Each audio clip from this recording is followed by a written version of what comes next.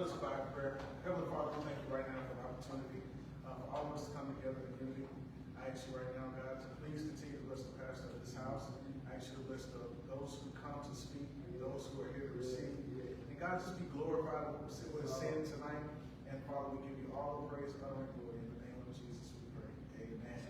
Amen.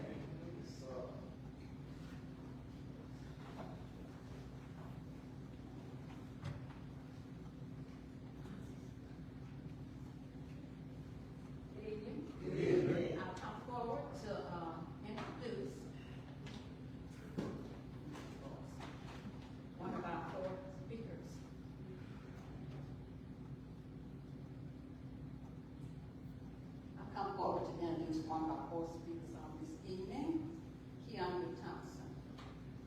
Keandra Thompson is the owner of Secrets of Serenity.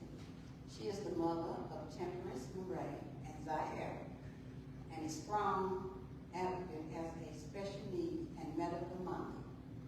Launching Secrets of Serenity in 2024 was Keandra's way to combine her love for writing, passion for servanthood and advocacy, and creativity for content development. While studying psychology at Washita Baptist University, Keandra was convinced to apply for work at a local behavior clinic that also served as a developmental preschool. That's where she learned her passion for serving children with disabilities and developmental delays.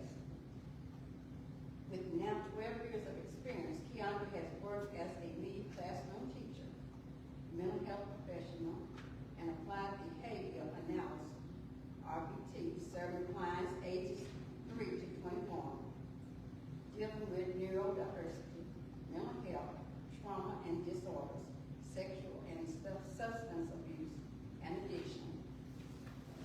She is now employed with the Gurdon Public School District, where she serves as a special education professional for grades 3 through 6. Furthering her education at Henderson State University, Keandra is a 2-time published poet and 3-time published author. She also serves as a mental health life coach.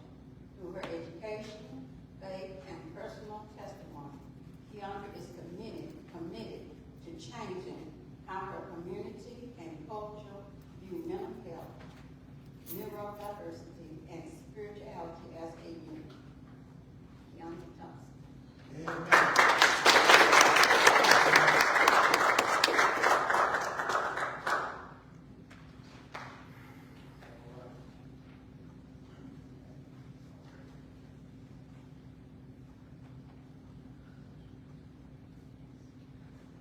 Good evening, everyone. One of our other speakers also will be Dr. Cicely Williams. Dr. Cicely Williams serves as the owner and lead therapist at G&J Counseling, LLC, a private practice established in 2016 and located in Arkadelphia, Arkansas. Although it wasn't until 2021 when she began practicing here full time. She is married to Herschel Williams and is the mother of 2 children, Gabrielle and JR. Cicely has a bachelor's degree from Henderson State University, master's of science degree from Capella University, and a doctorate of psychology from Liberty University. Cicely also serves as a board member for the Arkadelphia Baptist Hospital. Cicely holds advanced training in trauma-focused cognitive behavioral therapy, cognitive processing therapy, and grief-informed therapy, which demonstrates her commitment to assisting individuals who continue to endure effects of abuse. Cicely is committed to guiding her clients towards healing, empowerment, and personal growth. Thank you, Dr. Williams.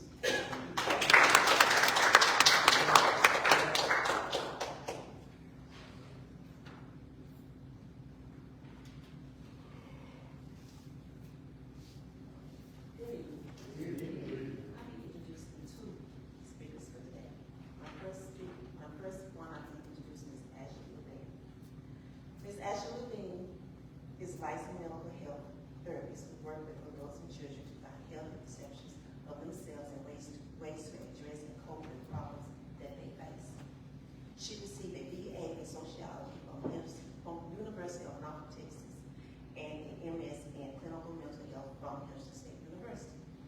Ashley has worked in mental health for over 11 years and has supported clients with schizophrenia, depression, anxiety, parents whose children are currently in foster care or DCFS custody, conduct disorder, trauma, etc. Her training includes DC-05, Just Start Therapy, Aaron Therapy, Trauma-Focused Cognitive Behavior Therapy, Cognitive Processing Therapy, and Trust-Based Rational Interventions. Ashley states, I am a lover of people and community. I have strong convictions about the importance of mental health due to seeing the numerous effects of unaddressed problems, not only in my life, but in lives of others. I know mental health affects so much more than just the mind.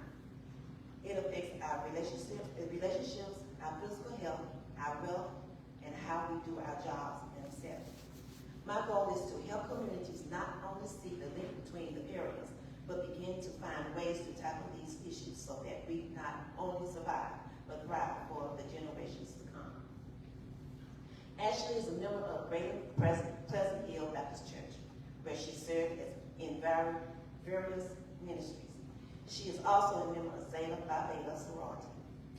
Ashley co-founded the Girls Month Mentor Program, GLOW, with Cicely Williams in 2018, and later the Boys Mentor Program, ICE Kings, with Israel Rootlaw in 2021. She currently serves clients at her private practice, Inspired Success Counseling, and Academic and Life Strategies Counseling, incorporated in Hot Springs. In her free time, she enjoys spending time with her husband and children, going on vacation, and reading. People are valuable, and the more we understand that, the more we are able to work with one another to build stronger, healthier children, families, and communities to break the cycle that we have developed from poor thinking and unregulated emotions. Next, we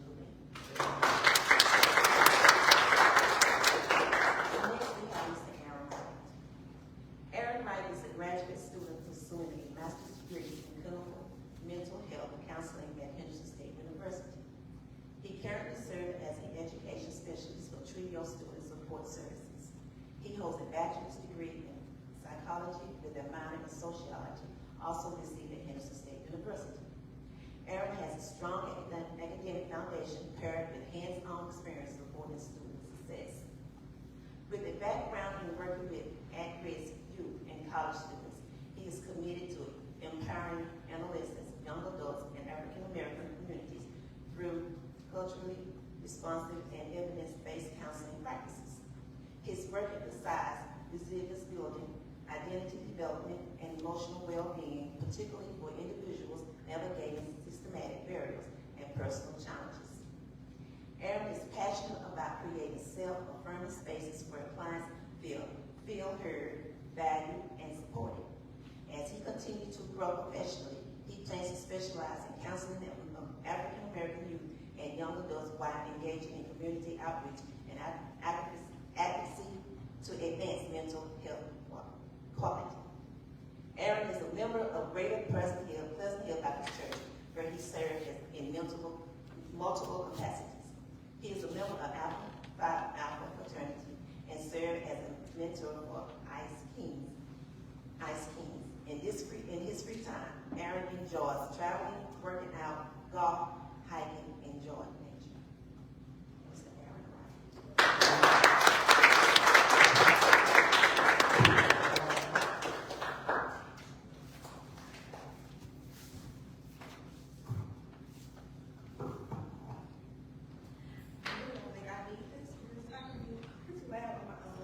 But I will be y'all's first presenter for tonight, and I'll be covering ages 2 through 10.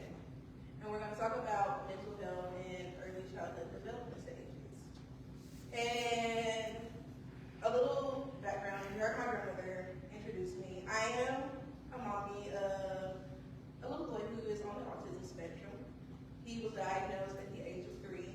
That is when I learned that there is actually a genetic mutation that causes autism. Even though in my years of working, I would always question, could this really be genetically linked? Because there was no for sure data that it could be.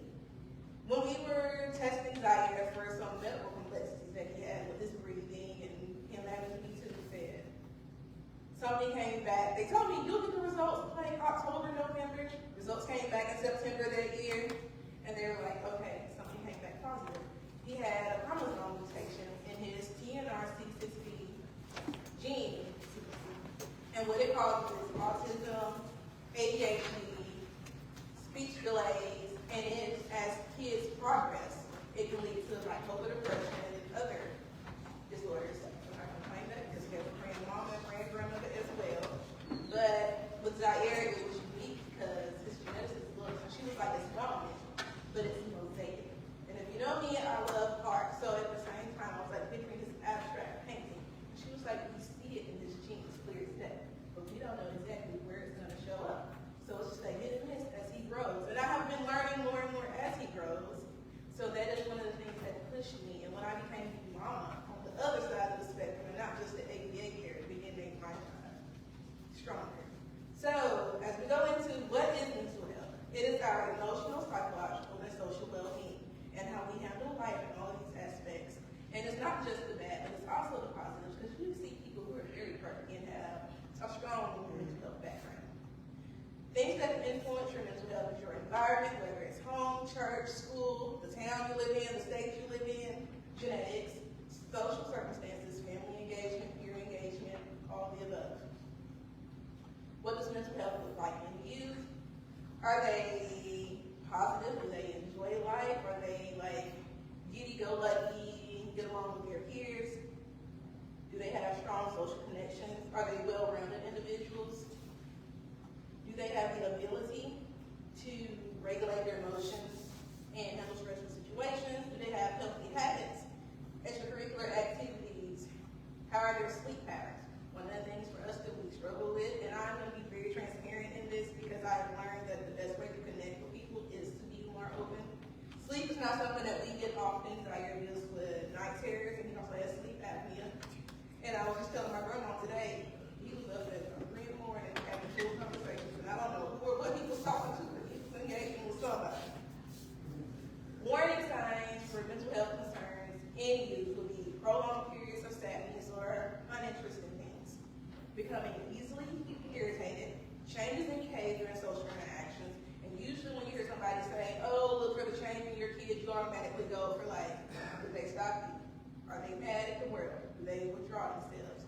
Another thing to be watchful for is kids who want to be overly active or over pleasing people, because that is something that you also want to be aware of. It's not healthy when a kid goes from like being neutral to wanting to be too friendly. Difficulties concentrating, increased aggression, stating that they want to harm themselves or others, or saying that they wish harmful things would happen to themselves and others. You might want to say, oh, they'll tell you, it was just a joke. That is something that you always want to be alert on. Changes in their sleep pattern. Are they sleeping too little? Are they sleeping too much? Change in appetite, anxiousness, fidgety, regression in developmental milestones. And you really want to pay attention to that 3 to 8 year old where those milestones are like at their peak area. And a lot of doctors will say ages 3 to 8 is when the personality is really starting to form. So if you see your child like kind of in that limbo to where you have to ask questions, go to school. And if the teachers are telling you that they see some of the same concerns, go to the PCP so you can get other information. Don't sleep on it. Sickness, physical ailments, headaches all the time, stomach aches all the time. They get lightheaded, nauseous, suspicious bruisings and markings, over, clumsy, oh, I fell, I hurt myself, it's just a scratch. You always want to be on the lookout for bullying, you always want to be on the lookout for abuse, but self-harm in this age group can actually happen. And you want to make sure you dive in and pay attention to that. Common mental health disorders in this age group is anxiety disorders. And anxiety disorder is an outsized fear or worry that can't be controlled. Anxiety is usually diagnosed around the age of 5, but it can show up as young as 3 and 4 years old. There are 3 different types of anxiety. You have generalized anxiety, and this is when they constantly worry about all things around them.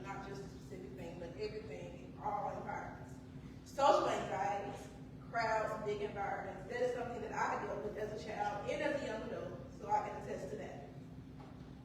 Obsessive compulsive disorder is when things have to be like strict, perfect.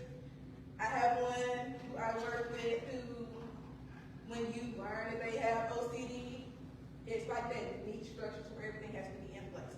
One of his things is the hall passes in the classrooms, and sometimes, because he calls me mom, I will go in there and try to study him, and I'll switch the hall passes to see if he'll notice it. And he's one of those, like, he would never see me switch them. And he'll come in the classroom and his body feels off. And he'll go out where if I go in the Steelers classroom and hide the markers. His markers aren't where they need to be, and he doesn't even have to see them. He just knows they're off. And another common mental health disorder, which this is a note that some people label neurodiversity as a mental health disorder. Neurodiversity is not a mental health disorder. It is actually cognitive complexity, to where the nervous system is rerouted. But people who suffer with neurodiversity can be high risk for mental health disorders due to like the structural changes and social aspects. That's when you have your autism, your ADHD, dyslexia, Down syndrome, and Tourette's. ADHD was, about 5 years ago, identified as two different things. You had AD, which is attention deficit disorder, and then you had ADHD, which is hyperactive attention deficit disorder. Now it is lumped up in one, and it has 3 structures to it. You have your inattentive ADHD. Those are your daydreamers, your drifters, the kids who just can't focus to save their mind. You have hyperactivity, which is self-explanatory, the kids who are rambunctious, full of energy, might become aggressive, might become overstimulated. Then you have combined ADHD. Funny story, I self-diagnosed myself with inattentive ADHD. And I was like, okay, I see it. So I decided to talk to my therapist. And I was like, I self-diagnosed myself. And you see like the Facebook posters, like kids who were in GT, how's your ADHD and anxiety? That lady came back and said, yes, you do, but it's combined. And I looked at her and said, what do you mean? She said, how do you cope with everything that's been going on?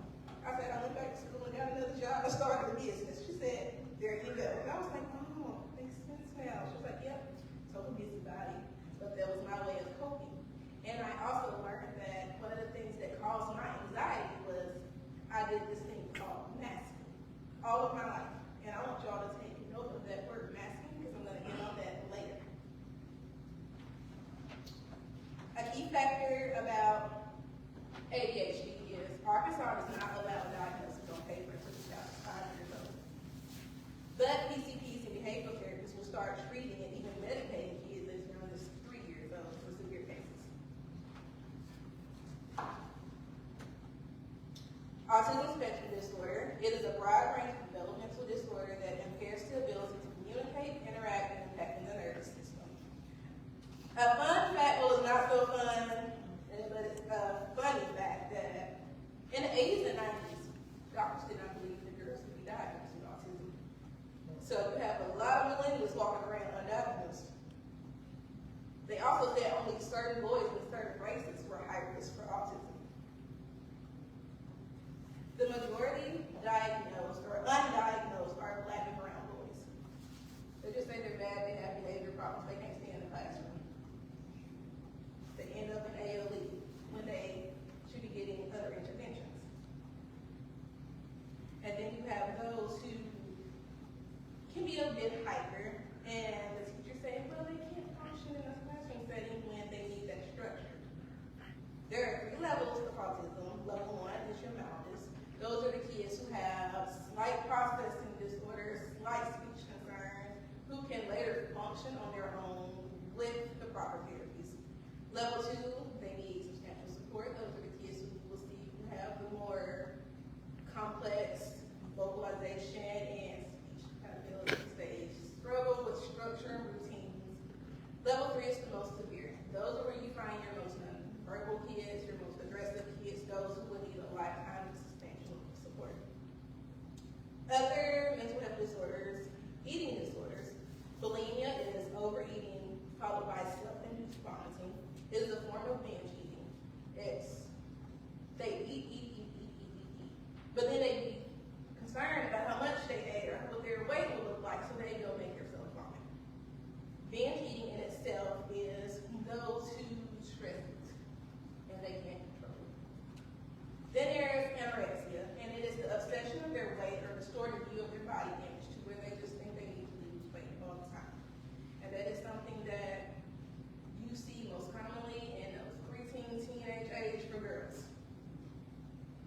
Depression and mood disorders are another type of mental health disorder.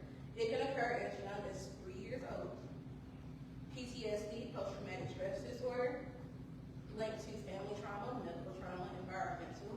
It can actually occur as young as 2 years old in children. And something that you need to know, especially in our communities, a lot of parents, small town communities where things are said, what happens in this household stays in this household because we're in a small town, just because it wasn't done to that child. If they witnessed it happen to mama or daddy or grandma, it will affect them for the rest of their life. Things to be alert for when seeking help, or how to seek help for your child. Talk to your PCP about your concerns. They'll either do an evaluation in the clinic or refer you to a professional to have an evaluation done. During the evaluation process, they will ask for a physical and environmental trauma history, family mental and physical history. Treatment plans can look as simple as just school-based counseling, psychotherapy, medication for some, and for most severe cases, even inpatient treatment. Coping strategies, and this is like my favorite part when you have this mental health, because I am all about helping people cope. Educate yourself, educate your family. If you are like me, where you have a close-knit family and everybody got something to say and everybody got to be involved, everybody who's hands-on with that child needs to be educated. Teachers and all. Get a self-evaluation to handle your own traumas. That is something that even before I had my son, when I had my daughter, that is something that I wanted to do because I knew my own traumas that I dealt with from childhood, and I was like, as a mom, I can't raise my child effectively until I heal. So that was something that I took the initiative to do on my own. Family counseling to learn how your child feels, what they want, and what their needs are. Just because we're the parents, just because we're the grandparents, don't mean you know. We have to allow them that open space to express their wants and their needs. Set up a family intervention plan for bad days. There will be bad days, but you want to be able to say, okay, we knew it was coming, this is how we're gonna handle it. If you're here, if you're at grandma's house, if you're at school. Your family intervention plan should be something that you share with the school, because there will be a teacher that your child will cling to, that they will feel safe with, and that's that one teacher that you want to make sure you lock in with, because that's going to be the teacher who keeps your child safe during those hours. And I'm telling you now, sometimes teachers see a different side of your children. They can help you with your own family intervention plan, so you never want to leave them out to leave. Get parental therapy, because there will be a process of grievance for the parents. When you learn that your child is dealing with all these things, all parents go through, even though they might not admit it. We grieve with our kids who won't be able to do what we think that they won't accomplish. You need that therapy to help pull you out of that too. They say the kids need a village, parents need a village too, because it is hard to stop on your own. Practice ways of functional communication during times of overstimulation. If your child is one who is partial verbal, nonverbal, learn sign language so you can help them. Learn safe words when they might not be able to hold a full sentence. Some kids like to journal and draw. If they're well communicated, it's them passing you a note in the middle of the night. Don't go in their room and make them have a conversation. Allow them to slide that note under the door. Kids now have AAC devices who are nonverbal. I am a strong advocate. I work with a speech pathologist. They might not be able to type out a full sentence. There needs to be one button. Help, mad, alone. If they say alone, give them that time to be alone. And then go back and build their report. Because I promise you in 3 minutes they're going to calm down and forget they were mad at you and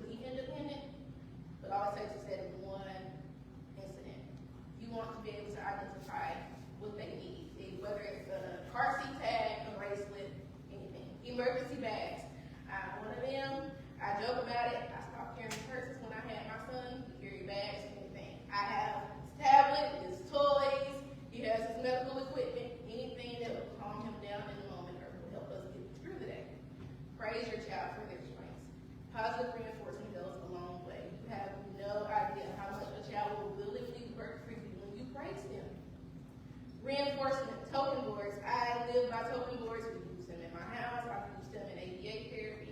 Work with the schools, work with the churches, work with your therapists, because it needs to be a well-rounded environment no matter where they go. Advocate for your child. Advocate for everybody else's kid. If you're hands-on with that kid, let them know that you're right in their corner, you're part of their circle. And one of my last things is allow the child to be themselves. And that's where I go back to master. You will see a lot of kids who deal with anxiety, ASD, ADHD, STEM a lot. Kids, when they get nervous, they fidget with their fingers, they fidget with their hands. You'll be tempted to tell them, stop moving, stop fidgeting, stop humming. They need that time to be safe because it regulates their nervous system, it calms their brain down. Allow them to safely skim. A lot of times in small town environments, certain cultural environments, kids are told, don't act like that in public. It's going to make you seem weird. I had a moment as an educator where the mommy me wanted to come out because I literally heard a parent tell the child, don't go into school acting weird, be normal. No, he's actually a funny kid. I love this kid. At my house, we safely skim. A little thing about me that I did not know until one day my mom brought it to my attention. I skim. I hum. And I don't hum musical tunes. I hum my inner thoughts, and it sounds like music to people who don't know that my mind is racing 1,000,000 miles an hour. My son, he chases himself around in circles. He makes little noises. He screams to top his lungs at times. They need to know when it's okay and when it's appropriate. You have kids who might wave things in the air, might go ding dong. They need to know that it is okay to be themselves, because when you see that side of them and they feel that comfortable allowing that side of them to show, then you have to become that child's influence. And that covers ages 2 through 10.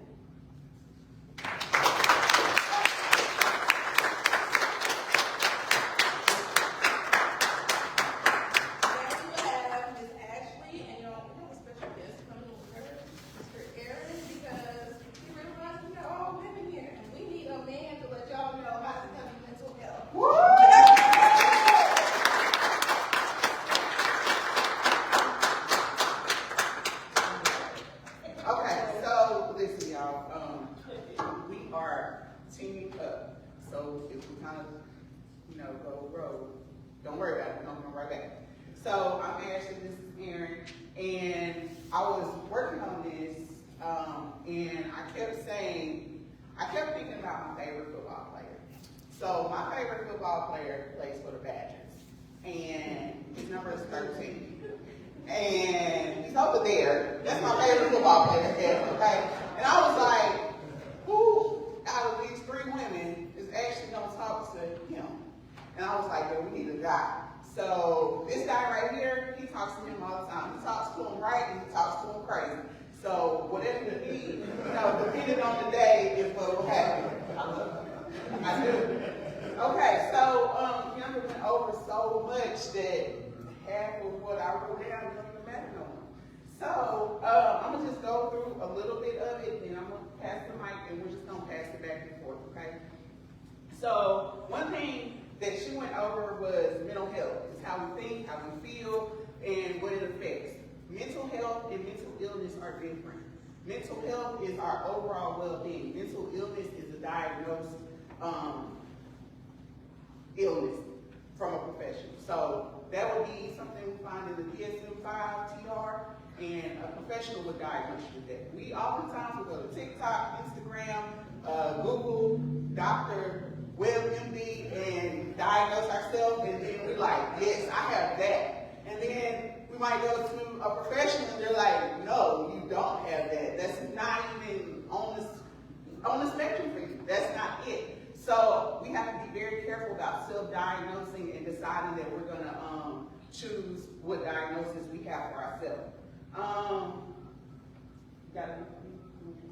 Okay.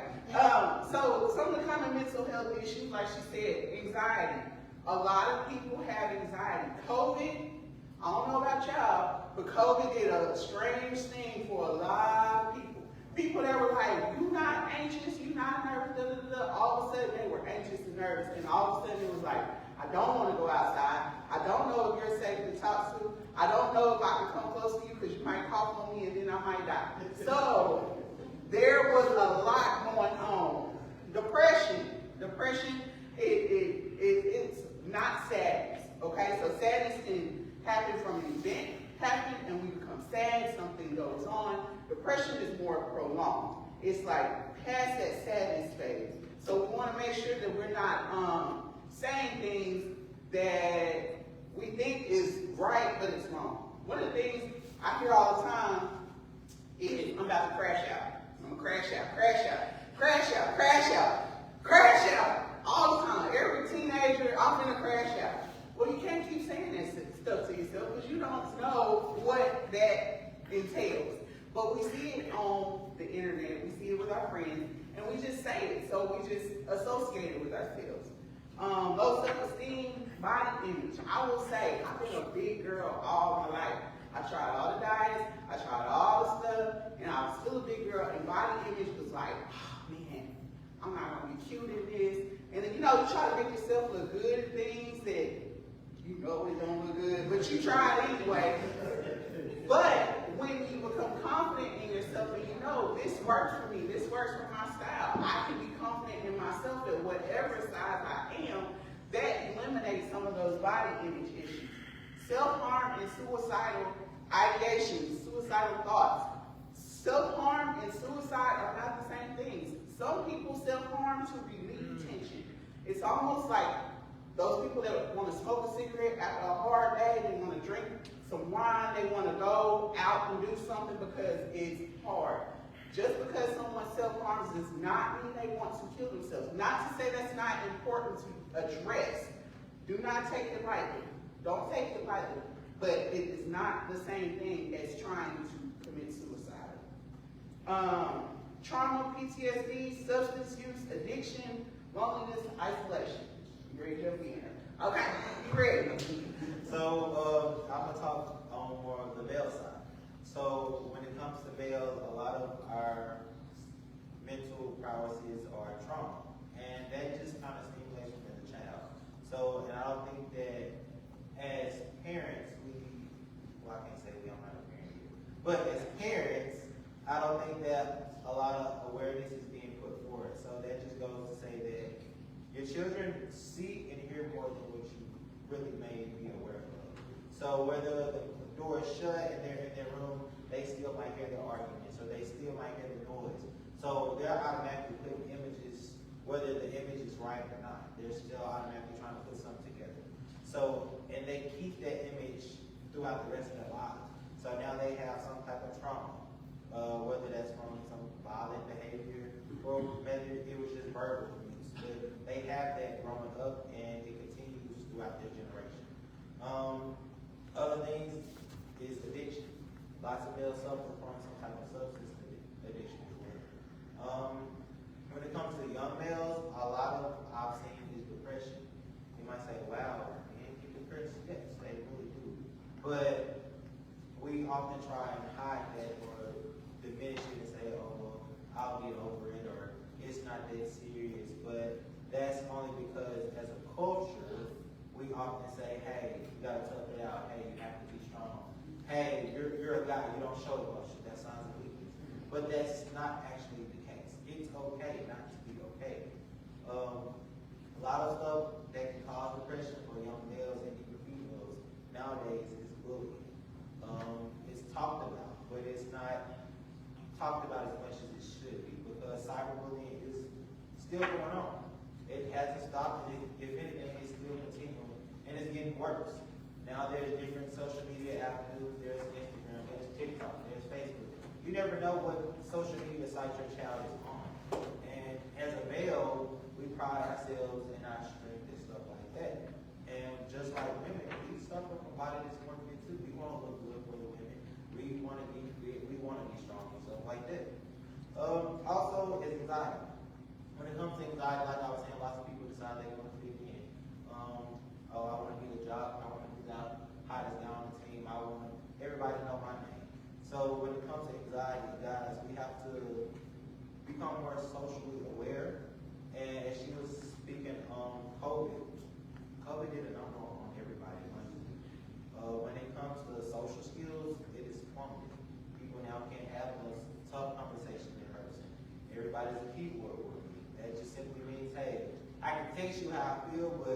when it comes down to having that conversation face to face, they can't do that. So a couple numbers, a couple stats for the mental health of teens. Somebody tell me, I just want y'all to guess on these. What percentage of high school students felt persistently sad or hopeless? Somebody give me a 60, 80, 90, 75, I say 75 as well. 75. Who said the lowest number? He said 60. What you say? I said over 50. Okay, so she got it. It's 42%. I got a prize for you. It's outside. We'll get it after this thing. Okay? And it's hot outside, so I'm gonna tell you now, it's a sweatshirt. Don't wear it right now, but you can have it for later. But 42% of students felt persistently sad or hopeless.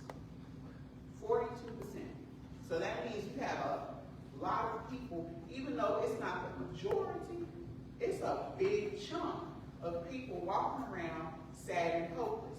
Now, imagine for an educator, you have your classroom, 20 students, what's 40%? 8. So you have 8 students who are persistently sad in your classroom. Is it functional? No. Because you have to tend to these 8 who are struggling, even though you have 12 that are doing fine, these 8 are going to influence the culture and the feeling of your classroom, so you have to pay attention. How many black teens say they struggled with anxiety or depression but didn't ask for help? Somebody give me a number. Like percentage or like just number? Percentage. Oh. A percentage of teens that say they struggle with anxiety or depression but didn't ask for help. Over 50. 40%. 40%. 70%. 30. 30. Okay, he got it. It was 57%. All right. 2 more. How many black youth with severe depression receive consistent treatment?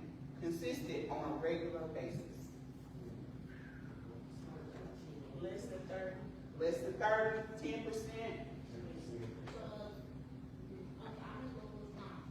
9%? Okay. 20%? All right. She hit it right on the head. 1 in 5. 1 in 5 youth. 1 in 5. Let's see. Y'all might. I'm gonna go to that road. 1, 2, 3, 4, 5. Stand up. Stand up. Stand up. Bria. Stand up. Bria, stand up. From the end of that road to right there, she's the first one to get help.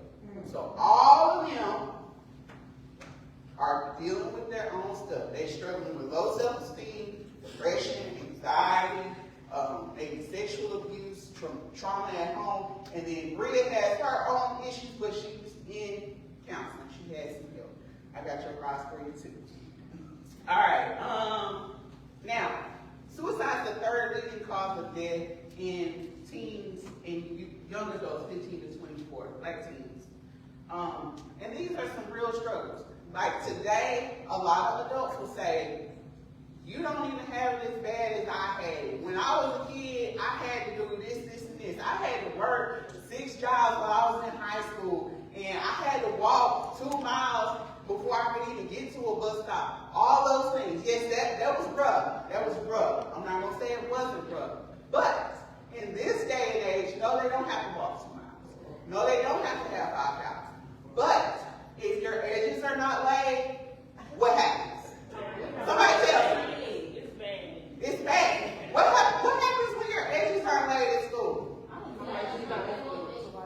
You're going to get made fun of. Now, if you and your friend group are hanging out and somebody's like, oh, I heard your mama was at the grocery store last night cussing at the checkout person, what happens then? Somebody has something to say. They're going to talk about you. And then if you say something like you're really trying to help your friend and they don't want to hear it, but somebody come back at you and say something real smart, clock it, next thing you come back and say, clock it. That's not okay all the time, because we want friends and people who are going to speak the truth to us and be real with us. We don't want people who are telling us things that are contrary to what's the right thing to do. So some struggles that teens have shared, I smile all day, but I cry every night. I feel like I'm always performing. I like that nasty. Sometimes I feel like nobody would notice if I was gone. My mind races all the time and I can't breathe. Therapy feels scary. I'm scared I'm going to get laid. These are real common statements that people say when they're struggling with mental illness. Yes, sir. I'm sorry. Okay, so I'm gonna have a couple statistics. So when it comes to men, nearly 1/10 of men experience depression or anxiety. Yet less than half of that will actually get treated. So only what 1/10 is 0.1? 0.1 will actually 0.1 will experience and get the treatment compared to the rest of us. So it's only what, how many years? We have at least 2, 3, 4, 5, 6, 7, 8, 9, 10. So we have at least one Million. out of us, only one of us will actually get the treatment that we need. And when it comes to suicide, men are 4 times more likely to die by suicide than women. And that is crazy, because most of the time we only hear about the women, but a lot of men suffer with suicide relations. A lot of warning signs when it comes to men is isolation. Isolation, aggression. We begin to worry, and a lot of that is just masculinity. And how does masculinity affect mental health? It suppresses our emotions. So we're not really aware of what we're doing, and if we are aware, we're ashamed to actually talk about it. Gather unhealthy coping skills. So instead of actually being productive and trying to get the help, we tend to lean towards substance abuse, or we lash out at people. And overall, it just hinders us from getting the help that we really need and deserve. Reasons why men tend to use substance abuse instead of going to therapy is that, again, that masculinity. So, like I said earlier, we're often taught, you're not supposed to show signs of weakness. You're not supposed to show those emotions. If you do, you become weak. You're acting like a girl. We have that stigma, and it's traumatized us for so many generations that we're starting to pass it down. And the more we pass it down, the more mental health starts to increase, and it just continues. But when we're actually going to start having these conversations and breaking that cycle. When it comes to young teenagers, males starting to tend towards substance abuse, peer pressure. You might not believe it, but there's still a thing going on. Hey, bro, try this. It's only one drink, it won't hurt you. Next thing you know, they're sneaking out the house to you. They're doing it more. And you notice it, but you still don't have that conversation. Oh, they'll tell you that. It's just a phase. It's just something they're going through. It's not just a phase. That's actually their cry for help, but they just don't know how to express it. They need it. It was mentioned earlier, a lot of it is genetic, so it's a family history. It's stuff that's passed down from generation to generation. Grief is also something that can lead a person into depression. A lot of people don't know how to process grief or deal with it, so that's why we have people like Williams who specialize in that.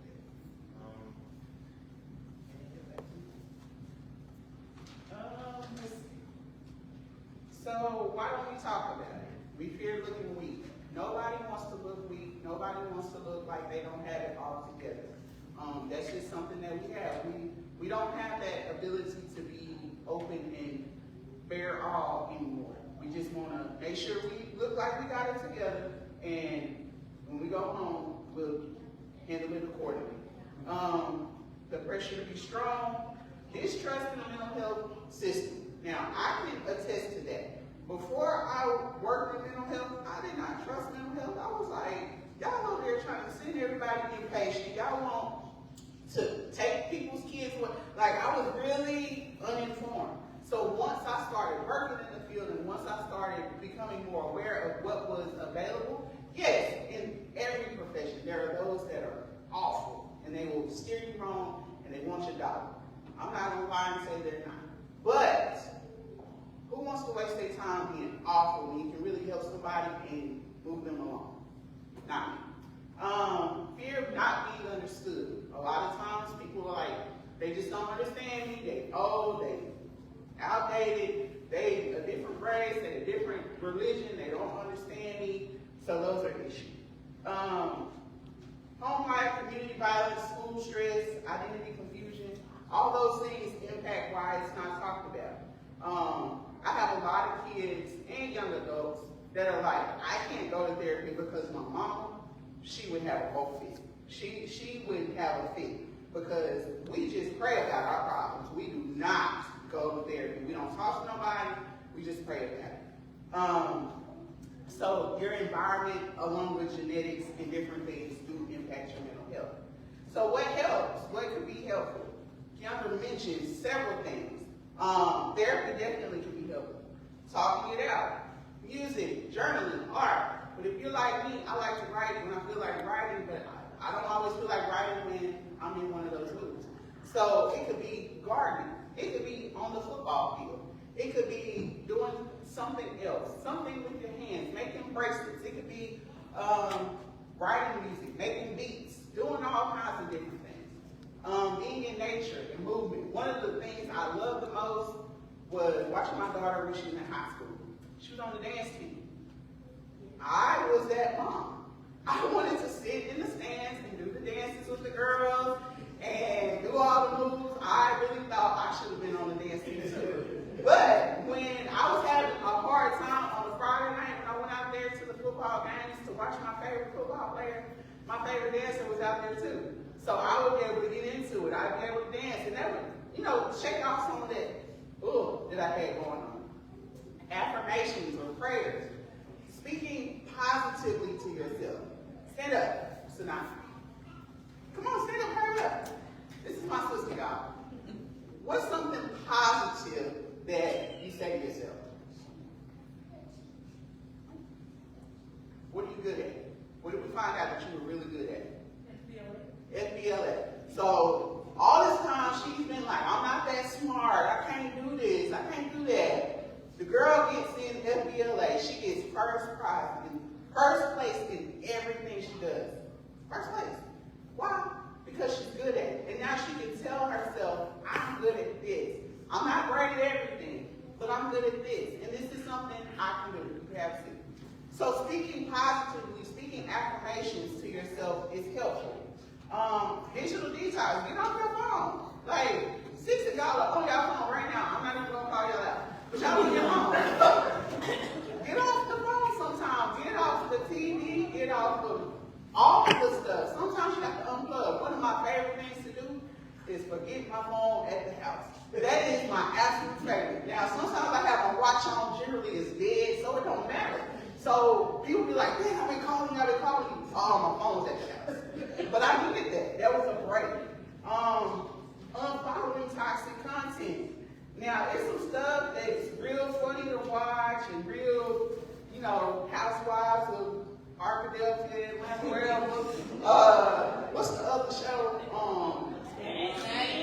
Daddies. There we go. Yeah.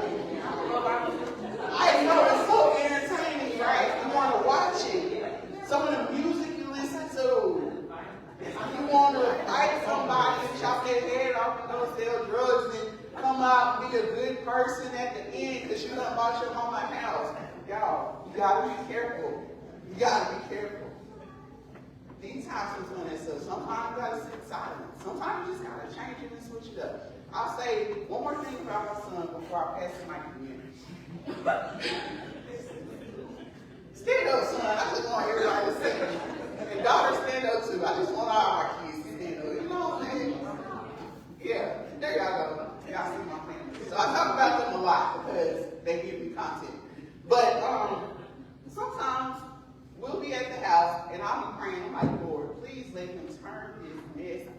I don't like it. So slowly it'll go into like country music. Then it'll go into like the Charlie Wilson on Bless, you know, them kind of songs. Then all of a sudden it'll be a full-blown out gospel concert going on in the room and you singing and all that, right? It switched. It switched. I didn't go in there fussing, you know, now when I'm mad I do that, but most of the time I try not to. But it switched for him. He's growing up and he knows that, you know, mama's not gonna tell me, daddy's not gonna tell me, everybody's not gonna be there to tell me what to do. And when things get hard, I need to be able to switch it for myself. So we got a little bit more, we're almost done. Alright, so next I just want to talk about support. So for my young guys and even older males, like the things I found really to help me a lot is having a mentor. So a mentor is definitely, I feel like, important in your life because they provide a lot of different things for you. So guidance, support, networking, they can be a role model. I encourage everybody to find that one person that you can trust, stay in contact with them, and be consistent. A lot of us go through trials and tribulations, and we tend to shut down, and we don't talk to anybody, or I don't get over it, or like I said earlier, it's just a phase. But a lot of that stuff starts to stack up, and it stacks up, and eventually, if we don't get it out, we're going to explode. So being able to find that mentor and verbalize that and get that out of us, it helps out so much. For the ones that are in school, you have school counselors. They are there for a reason. They're not just there to help make sure you graduate. They're not just there to make sure you have a schedule, but they are there. They have gotten their license. They put the work in. Talk to them. There's something called confidentiality. So you don't have to worry about your business being out in public being talked about. Other focus skills I find as a male to be very helpful is exercising. It gets the blood flowing. It allows us to move around. My dad likes to garden. He'll go outside and he'll sit in that garden from the sun up to the sun down. But it's his peace. That's his way of coping. That's his way of being stressed. Find out what eases you. Find out what triggers you. More importantly, if something triggers you, you know how to deal with it when the situation comes about. She mentioned journaling as well. We don't talk about it as much, but guys, there's nothing wrong with journaling either. Yes, young ladies have diaries, but there's nothing wrong with you being your journal, talking about your day. Again, it's that verbalization, being able to put it out there so it's not kept and pushed deep down.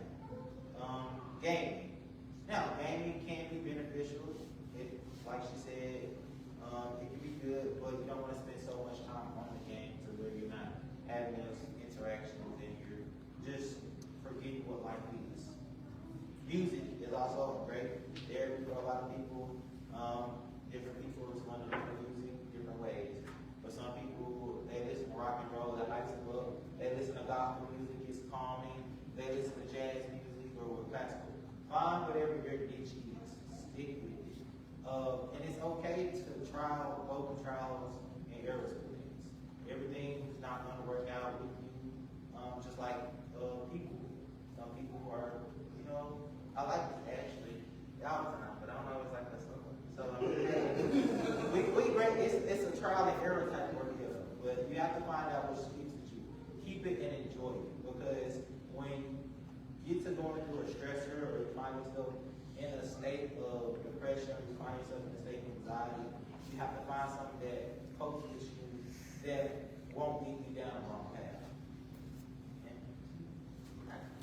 So I want to tie a scripture into all this that we've been talking about. And it's from Genesis 30. I'm not going to read the chapter. I'll let y'all read it in your leisure. But I have a wonderful husband. Okay? He's right there. Don't stand up, husband. Don't stand up, husband. He's so shy. There you go. Okay. I have a wonderful husband, and I'm sure Leah and Rachel felt they had a good husband too. But if he did the stuff that Jacob did, I might have to fight him. Okay? But anyway, in Genesis 30, basically Jacob talks to his father-in-law Lavine about getting the spotted and the striped animals. Like, I'm gonna let you have this. I've been helping you for so long. Now it's time for me to have my good stuff. So basically, and I'm just cutting it short, y'all can read it in your leisure. When the animals were mating, because you know, like a cow and a cow, they have a cow. If they're white and if they're black, they're gonna have a white or a black cow or a gray cow, whatever. But basically, Jacob put spotted leaves and striped leaves in front of the animals when they mated. So what do you think the animals came looking like? What did they come out looking like? Mixed. Striped and spotted. Because this is what they were focusing on, okay? They focused on it. So what does all that have to do with anything?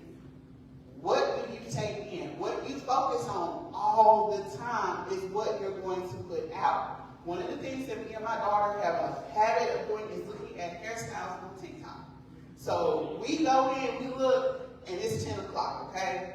We go to bed, it's like 2 o'clock. We've been looking at hair stuff, we've been focusing on, we dreaming about it. We like, I'm gonna try this hairstyle, we're gonna do this. We're focusing on that. And one of the songs that I know y'all know the song Anxiety by Doja. Ain't that her name? Mm-hmm. Okay. So you can like the song, you can hate the song. You can listen to the words to the song, but what stands out in the song is what word?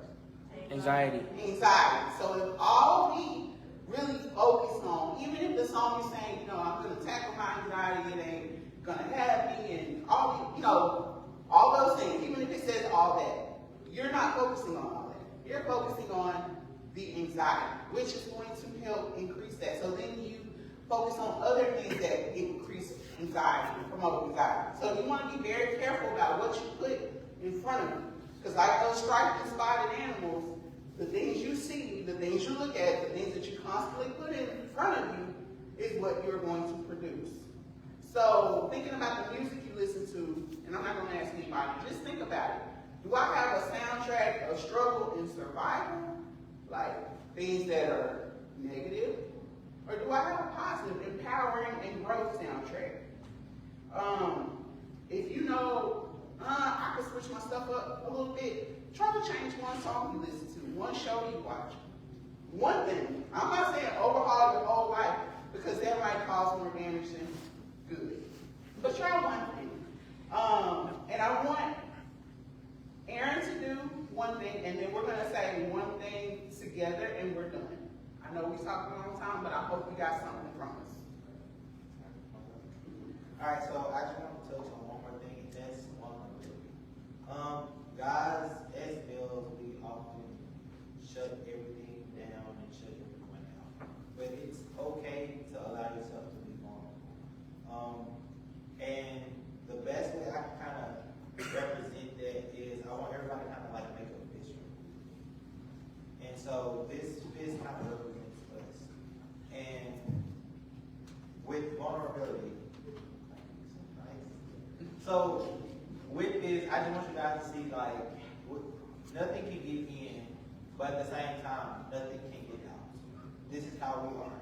The more we shut everyone out, nothing can get in, which means nothing can also get out. So I can't let go of anything because I'm keeping it all in.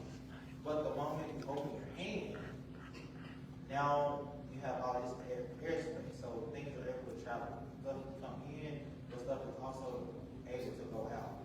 So allow yourself to be vulnerable so that all those negative connotations you might have about yourself, allow them to travel out so you can reaffirm it with some positive affirmations. You are more than your mental diagnosis or whatever you've been said you have or whatever you may think you have. It's okay not to be okay. And since we are in the church, I do have a Bible scripture too.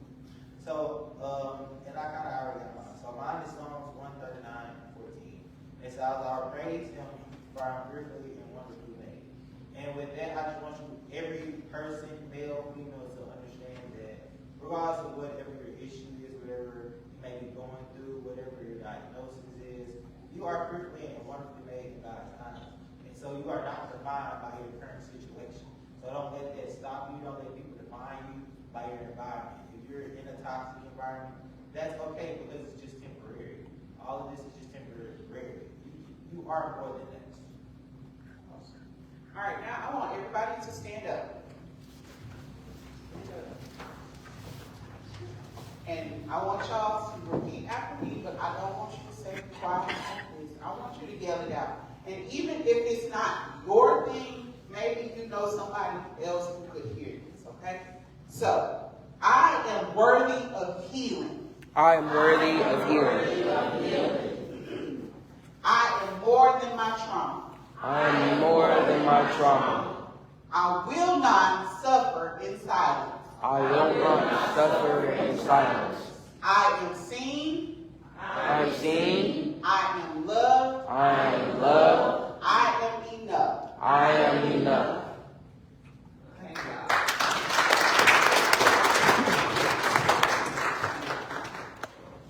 Sit down.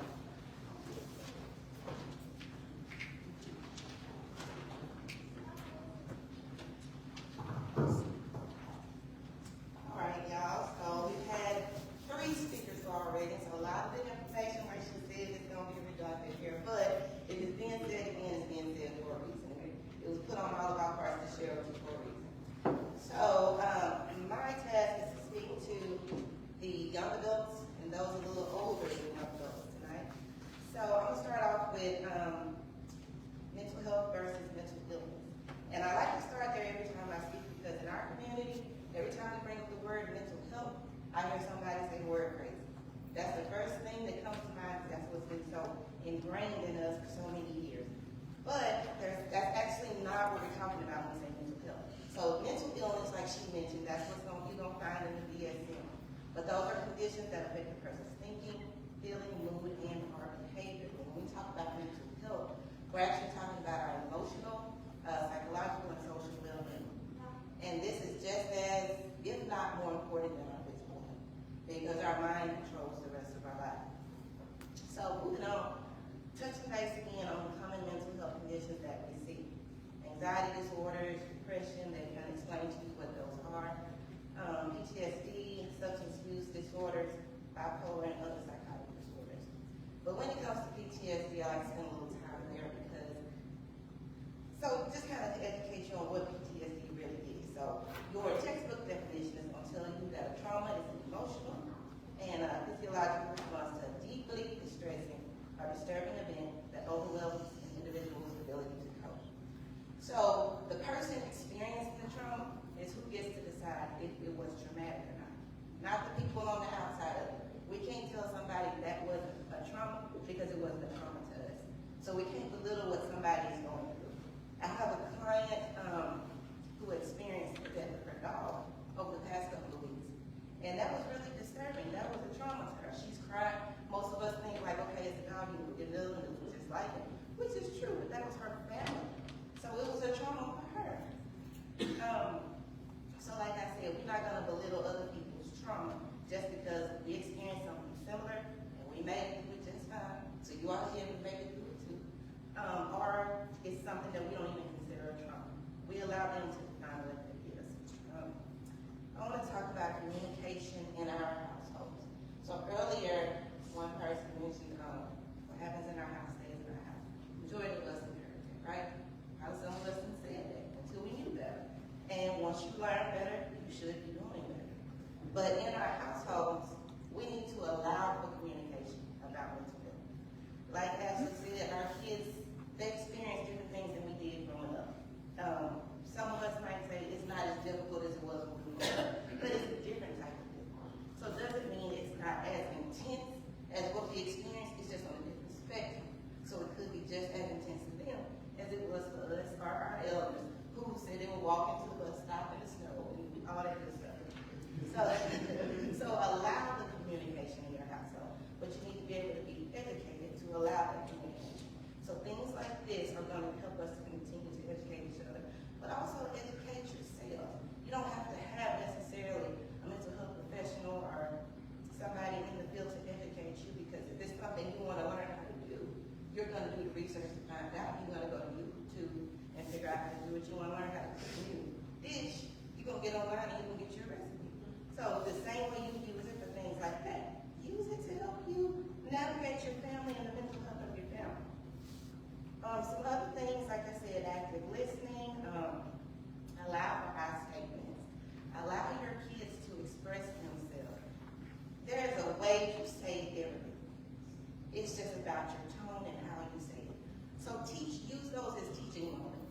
you know, you found it disrespectful, so go back and tell them why it was found disrespectful. You know, different ways to communicate what it is they really feel, but let them talk to you about what it is they feel. It's not necessarily disrespectful because I'm the elder and you're not gonna talk to me. Listen to them.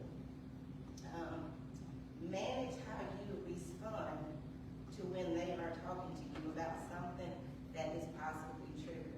They're telling you, you did this and it made me feel this way. So watch your emotional reaction in that moment, because that will either allow them to open up more or it's going to shut them down. Another thing I like to focus on is covering one another. So when somebody, whether it's your family or a friend or whatever, they feel safe enough to come to you and talk, cover them. Don't take that information back. Share it as soon as you get the opportunity. I like to say that God has a way of bringing things around full circle. So you got to be careful what you put in rotation. And that goes for the young people as well. So it might not necessarily, let's say your friend told you some information and you went and shared it. It's not necessarily going to come back exactly the way you put it out. It might come back later on where you're waking up in the middle of the night, you can't sleep, you don't know what's going on. That's because of something you put that was unpleasant in rotation, so it's coming around back to you. So you got to be mindful of that as well. Also, it's important to set healthy emotional boundaries. It's okay to say no sometimes. If you're busy, if you got something that's going on, or you just feel overwhelmed and you can't show up for the person, it's okay to say no sometimes. And no is a full sentence. You don't always have to give them an explanation as to why you don't want to or you can't or whatever the case is. So get more comfortable with saying no. I want to talk to the adults. The adults who may think, well, I experienced certain things in life. I'm okay. You know, it was not a trauma. It was normal. It was normal in our household. It was normal in our community, the Black community. And I'm good. I'm making it. But let me ask you, how many medications are you on? High blood pressure. You dealing with, you're going to the doctor, you think you're having a heart attack, it's panic attack. It's anxiety. How many medications are you actually on? Okay, so there's something called somatic symptoms. And those are symptoms when you go to the doctor, they run all the tests, and they can't find anything. Everything comes back normal. It's most likely something mental that you're dealing with. Because even though our conscious mind is not always focused on some of the traumas that we experience, they always are held in our subconscious mind. So those things live with you until you address it, until you allow yourself to do it. And so some of you might say, I don't want to do the work because that's going to make me hurt again. Yes, it's going to put you through some pain so that on the other side you can come out better. But if you're dealing with these other somatic symptoms, aren't those pain as well? Back hurting, your neck hurting, you know, your knee, all different kind of pain. You got fluid on it. All those kinds of things that you're dealing with could possibly be some trauma. Recognizing the signs and excessive help. Some of the warning signs, and you can Google these things, but I'm going to tell you some things that I've seen in the field that you might not be thinking about. Warning signs, we've got emotional, which is persistent sadness, irritability, behavioral, isolation, aggression, decline in function, physical, your sleep changes, appetite changes, fatigue, and cognitive, which is trouble concentrating and hopelessness. And then we talk about suicide as well. A lot of people don't really like that word. They don't really like to talk about suicide because they think that's going to put it on somebody's ground. That's going to make you think about it more and make you want to follow through the act. Not necessarily. It's actually educating them, providing a safe space, letting them know it's something they're thinking about. They can actually come to you and talk to you about it. So some of the more of your Googleable things when it comes to suicide warnings, talking about death, feeling like a burden, drastic mood changes, giving away possessions or saying goodbye, access to means like weapons, pills, and whatnot. But I'll give you 3 examples. I had a client in Melbourne to commit suicide.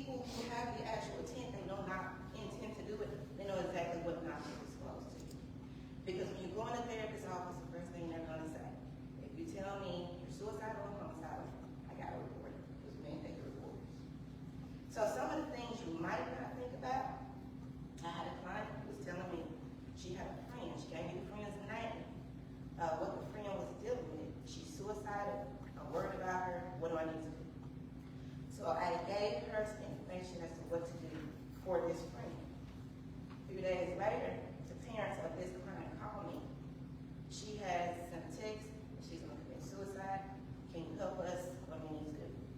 So in that instance, she made me believe it was completely another friend because she gave me a name, all the information and whatnot, when at the end of the day, it was her.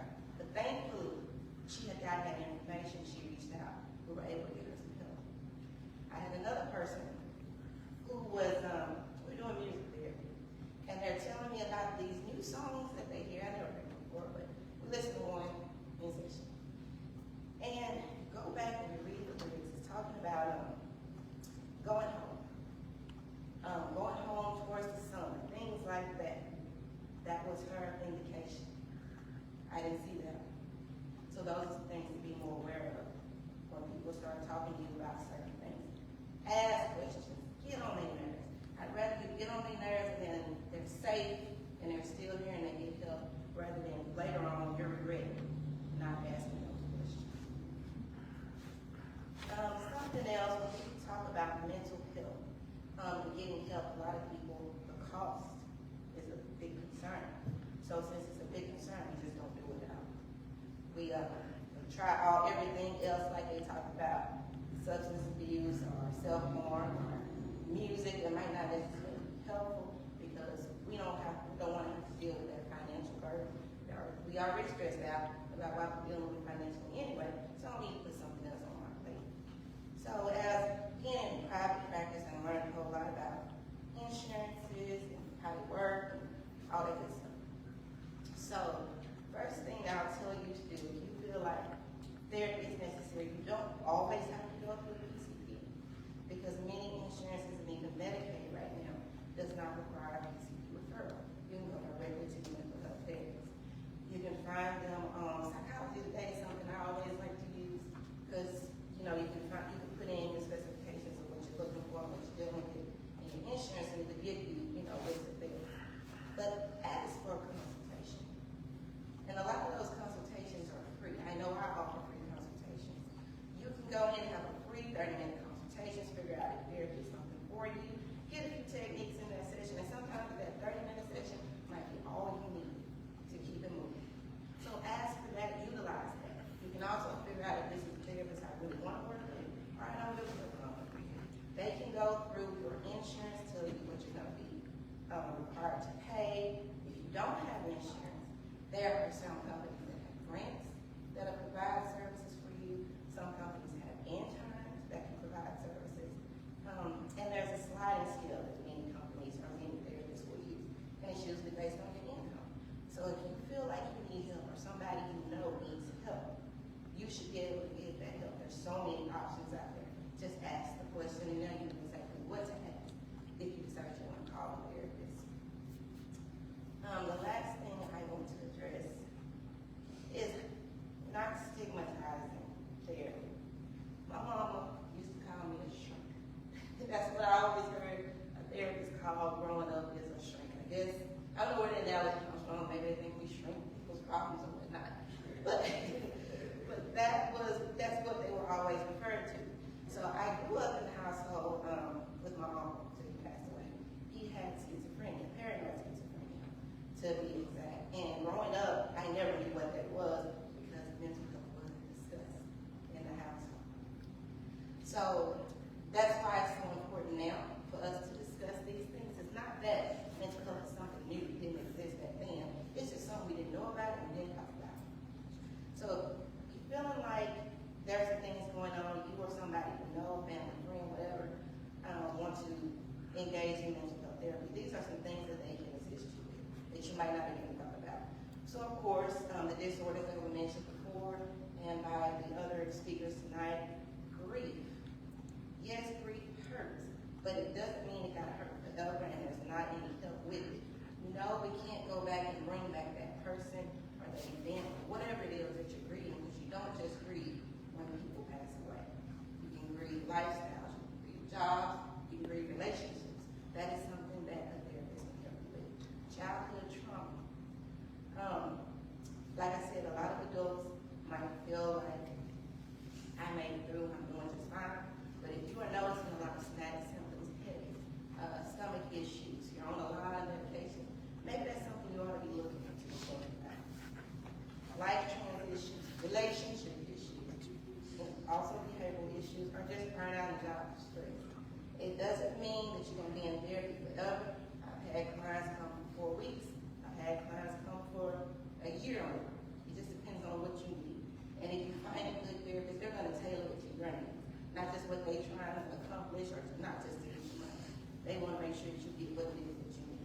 So feel free to reach out, ask questions. Like I always say, get on somebody's nerves. That's what they're there to do. That's their job. So ask all the questions, even if they seem irrelevant at the time. But get the information you need to get the help and the healing that you need. Thank you.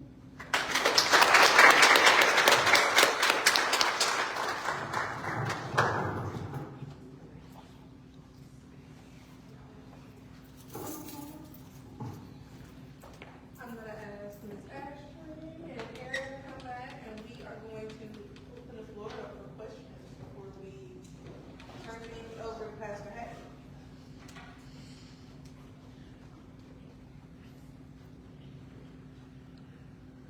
I have a question, I just have a comment. The information that y'all provided was well needed, much needed. Y'all covered every age, from 2 to 25 that I need. The information, and I hope these children listen to it, and I hope the adults listen to it as well. Because I agree with a lot of things you said, each we said, it has been a generational thing, that's all. And yes, we had crazy cousins back in the day, but you never talked about it, you know, and we just always said, you know, don't bother him, don't bother her. And so, parents have grown up doing what they were taught to do. Y'all broke that stigma, and y'all let people know it's okay not to be okay and to get some help. Thank y'all. It's good. So, you said it's not okay, it's okay to be okay. She explained it a little bit more. What was it? You said, it's not okay, but it's okay to be okay. It's okay not to be. Yeah, that'd be okay. So it's okay to have those emotions, your feelings, your emotions. You shouldn't let anybody invalidate those feelings. So if you're upset with someone, if you're going through something, it's okay to feel that. And that's pretty much why I want it. So if somebody says, oh, you shouldn't feel like that, or that's not right. No, that's their opinion. But your feelings are matter. They do matter. It's okay to have it. I just want to say, I'm not sure if you guys done such an awesome job, and I just hope that all of us in here, especially those who take this information, that we can breathe it without faith. And take it back out and stand in the gap for people who we know are struggling, you know. So some people, sometimes we know people are struggling. They don't have to tell us anything. I just hope that we can take all this information that we have together and try to get it.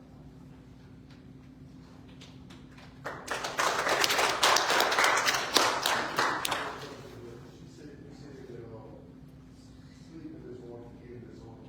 You don't need somebody who can live and not everything that you need. Sometimes, okay, And you go to the doctor now. yeah, that's bad Yeah, okay. Yeah. Sometimes because, you know, studies show that trauma track is trapped in our DNA. Our body always keeps account of every trauma that we've experienced. So our subconscious mind keeps track of that as well. So sometimes it could just be our nervous system trying to regulate from the trauma that we didn't heal from or we didn't address. And like I said, once you address it, yes, it may be painful to go through that or to live that. But once you address it and come out on the other side, it's gone. And so therefore, it might lead to better sleep. It might remove tension in your body so that you don't have the pain and the areas that you have. And to piggyback off that, in like simplest terms, y'all don't laugh at me, but I grew up telling people I was allergic to ramen noodles. Even to this day, my grandma will tell you, I won't cook noodles for my kids. I am not allergic to noodles. My little brother was about 7 or 8. He put some noodles in the microwave, didn't put water in the noodles, and it smelled traumatized me my whole life.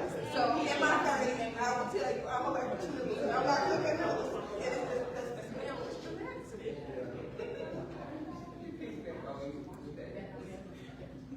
Y'all, what she said is very true. I didn't even think about it, but trauma triggers a smell, a scent,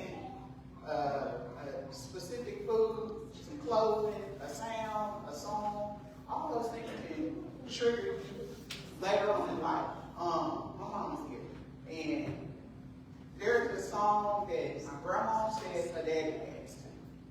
When I hear that song, it immediately makes me sad. I'm like, I wasn't even there. I don't even know her daddy. I wasn't around. But it makes me kind of sad every time I hear it. That's a trigger for me. For somebody else, a trigger might be smelling what's that? Black ice air freshener. You know, the air freshener. Yeah, some people cannot smell that because something happened and that smell was there. So just be mindful of those types of triggers too. I'm sorry, I forgot to mention that.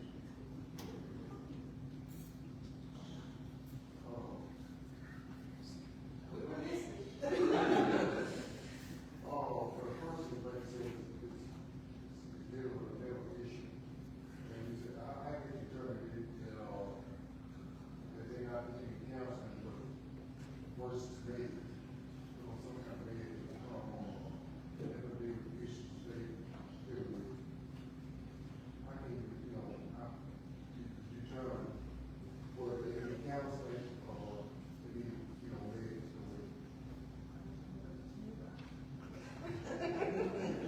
You understand what I'm saying? Yes. Okay, so, my professional opinion, if you go to a therapist, they're gonna leave with therapy, usually. If you go to a doctor, a MD doctor, they're gonna leave with medications, usually, because that's what their specialty is, that's their nature of their services. Usually, you can try many, techniques, but if they aren't working, after a certain amount of time, we have many assessments that we usually can look at different numbers and see this ain't working, this is working, whatnot, and things tend to not be working, then we want to utilize medication eventually. But that's from the perspective of a mental therapist. And usually a lot of times certain psychotic disorders, because there is a difference in the brain pattern, a lot of times they are going to need medications to regulate things. But on the same token, you can regulate a lot of things with food and not necessarily just medications. And if you go to like an agency, generally they will set you up with a therapist, meet with a therapist a few times. Excuse me, meet with a therapist a few times, and then you're required to see the doctor. There's not a lot of brain scans or anything like that that go on in therapy, but generally you'll have to meet with the doctor anyway, and so you may get prescribed medication at that point in time.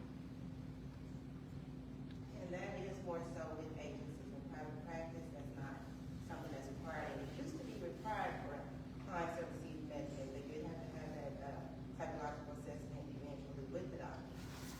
And then there are some risks there when the doctor is recommending a certain medication for you or usually for your child. If you don't want to do it, then that can run into some things with the law. Because they are the school who have the right to file medical negligence if you choose not to do it. But I will say, having to have that PA usually is more so with an agency, not so much with private practices. What is an agency? Agency? Basically, private practice, we'll go back this way. A private practice is an individual practicing therapy in their own office, under their guidelines of the insurance companies that they work with, or maybe a group of therapists. An agency, they're under specific guidelines, like national guidelines, CARF, that kind of thing. They have multiple facets to the business, and they cater to more community care.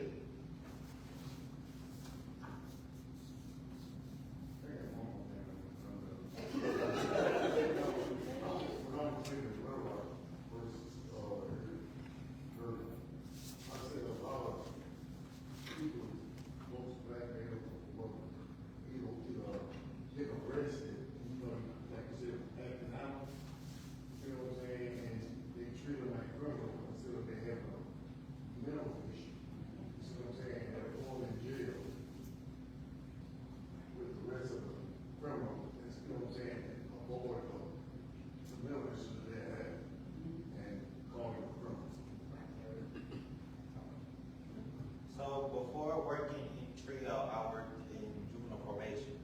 So while I was there, I seen lots of African American males, Caucasian, all types of ethnicities. And the first thing I would do is just have a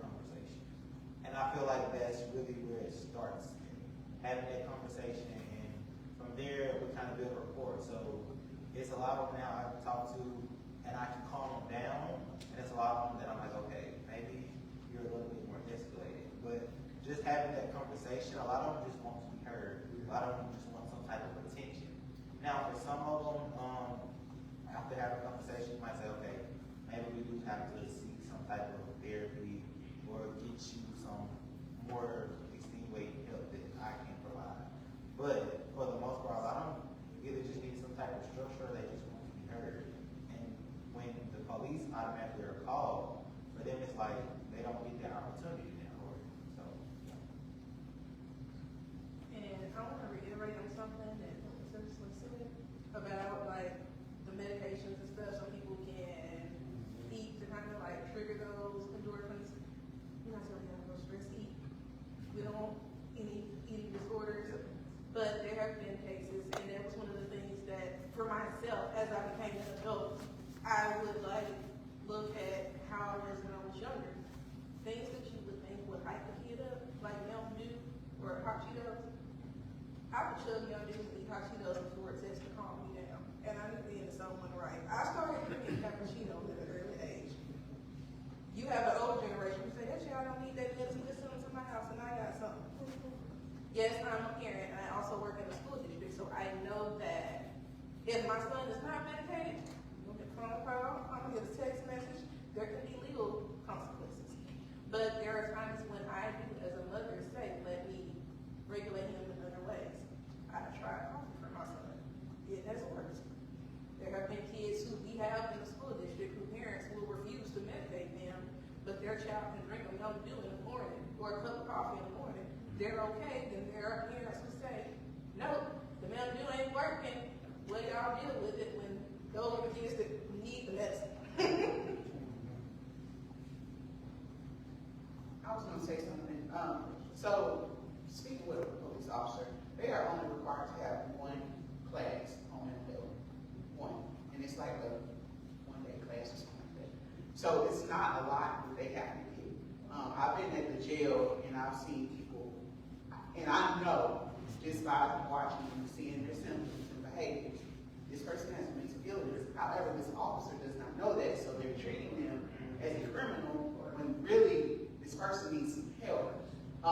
But who are you to go to the police that when you, hey, I'm just here to do what I can do and leave. So they don't have the training. Some areas are starting to partner with mental health therapists and social workers and different things like that to try to bring them along when they have calls of distress about things like that. But that's not around here. Like they wanted to start here, but it was very hard to kind of partner with it. So they don't have the resources or the information needed to even identify whether or not this is a mental health issue, intoxication, or this person is just acting out.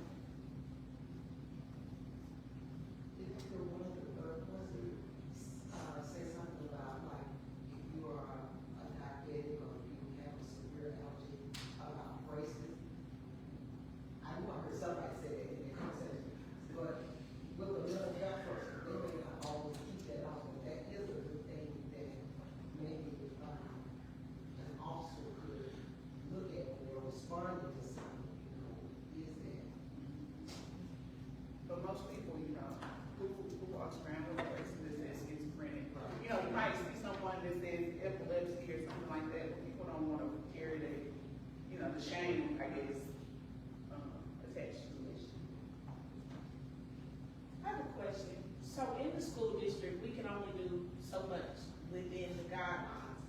What are some suggestions if we see a child that we are working with, but the parents absolutely refuse to get this child tested, refuse when you send the paperwork with them home? What are some things we can do to help within those guidelines? You know, we can have little Johnny, and I told you at the very beginning of the first 9 weeks that this is what I think is going on. This is the paperwork you can fill out to get them help. But it wasn't a problem until little Johnny flunked all the classes. You see what I mean? Like, what are some things that we could do? From being in the school district myself and transitioning from the behavior clinic, the best thing I can tell educators to do, keep a paper trail. Keep a paper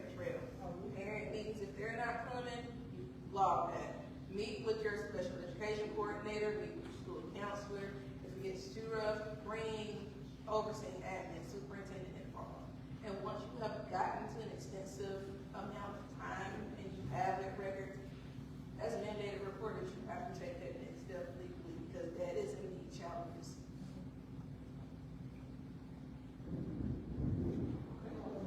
You heard that? You heard that? She said reported. Yes. And then the mic been done. And that is something that we, Clark County as a whole, we have you, we have Ms. Dillard who deals with 5th and 6th grade, and that is something that I know both of you can attest to.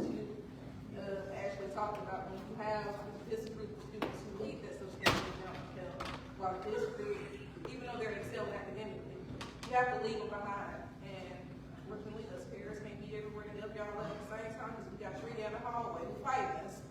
So that is something that you have to take that initiative to report. I'm so glad now that we're dealing with mental health, issues, because like then, the person had, stop, first,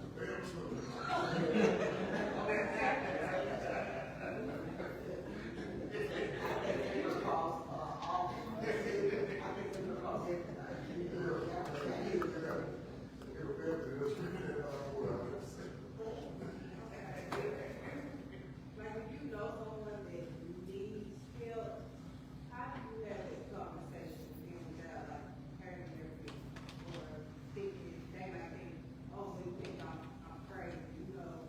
How do you have that conversation?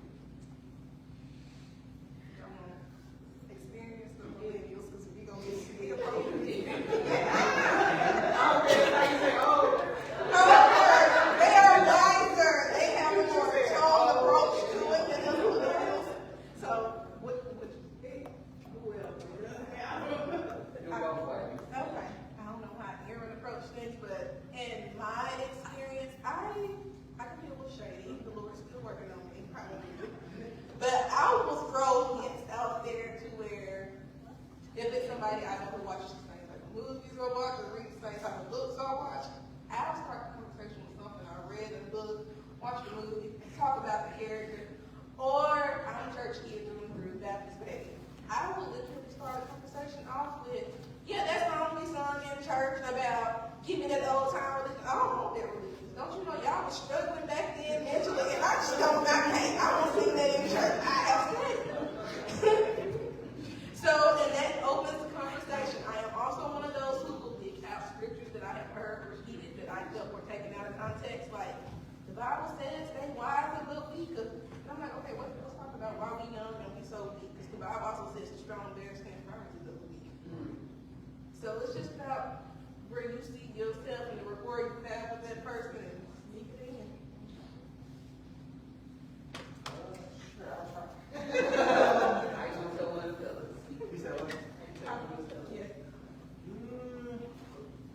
It kind of, like she said, it kind of just depends on their rapport you have with them. So if it's somebody that I'm very close with, I'm very blunt. So I'll just walk up and be like, hey, look, we need to have a discussion. I've noticed some stuff is a little off, maybe let's talk about this. But if it's somebody I'm not as familiar with, I probably would do a lot of observation first. And then I wouldn't just go straight out and say it, but I'll be like, did you know that you did X, Y, Z or something like that? And they'll say, oh, I did or I didn't. And that'll kind of give me a little avenue to, yeah, you also did so-and-so and so-and-so. But I just ignored it, but I thought, you know, it was just normal. So it just depends on my connection with the person. Okay, so to piggyback off of what both of them said, it depends on your relationship with the person.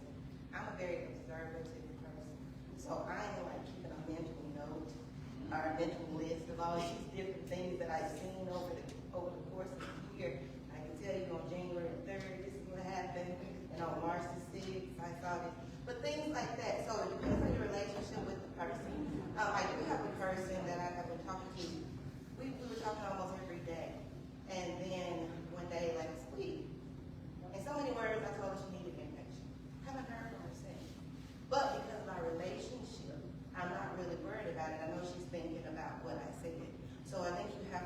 start to see some things, build a relationship, let that person know you care, like be real and authentic with them, maybe even share some things about yourself, some self-disclosure, and that might help them be a little bit more comfortable to receiving what you have to say and also receiving the other things.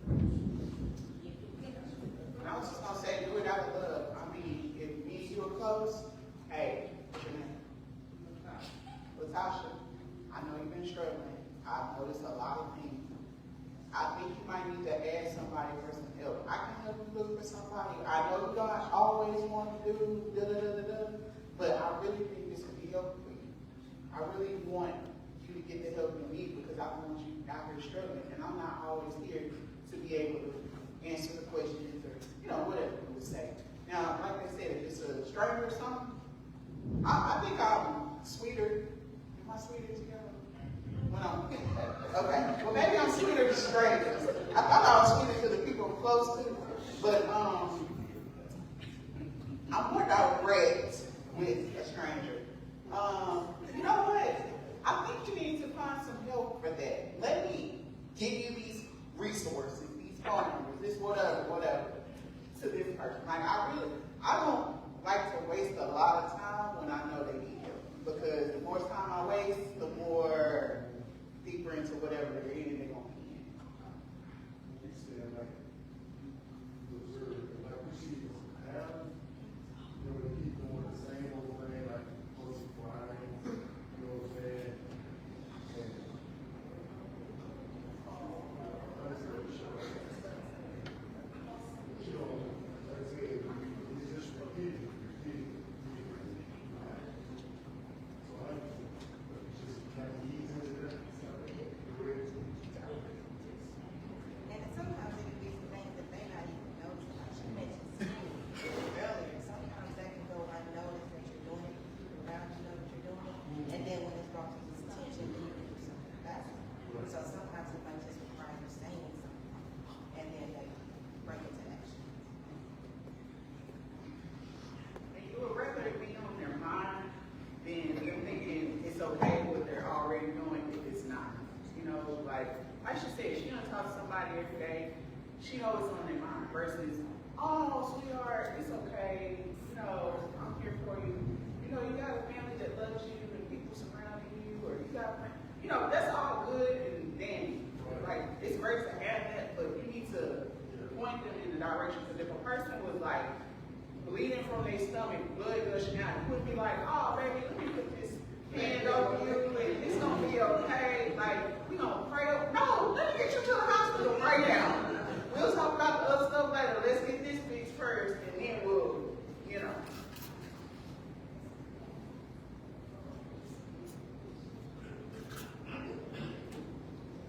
Anything else before we close out? We do have like little trinkets and things for everybody. I am big on sensory toys and all of that, educators, kids. I know STEM. So, yes. And I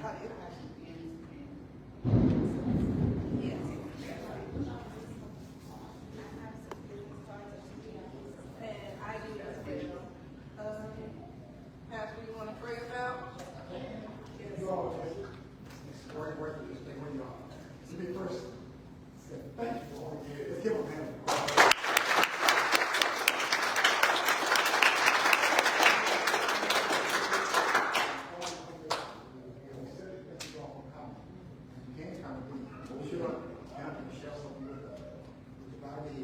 Father God, we thank you for this marvelous opportunity to be here tonight to receive some very valuable information that not only affects one family, but all families.